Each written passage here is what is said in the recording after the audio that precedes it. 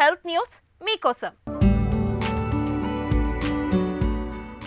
గర్భధారణకు ముందు 3 నెలల పాటు మహిళలు పీల్చే గాలి చాలా కీలకమని పరిశోధకులు పేర్కొంటున్నారు. ఆ సమయంలో వాయు కాలుష్యానికి గురైతే అది పుట్టబోయే శిశువుపై ప్రభావం చూపిస్తుందని వారంటున్నారు.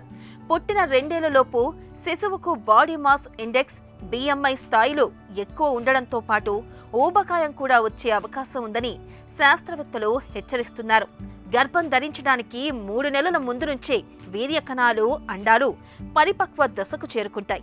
ఈ సమయంలో కాబోయే అమ్మ వాతావరణ కాలుష్యానికి గురి కాకుండా జాగ్రత్త పడాలని అమెరికాలోని కెక్ స్కూల్ ఆఫ్ మెడిసిన్, డ్యూక్ విశ్వవిద్యాలయం, చైనాలోని ఫూదాన్ విశ్వవిద్యాలయానికి చెందిన పరిశోధకులు చెబుతున్నారు. 5,834 మంది తల్లులను, వారికి పుట్టిన బిడ్డలను అధ్యయనం చేసిన తర్వాత వీరు ఈ నిర్ధారణకు వచ్చారు.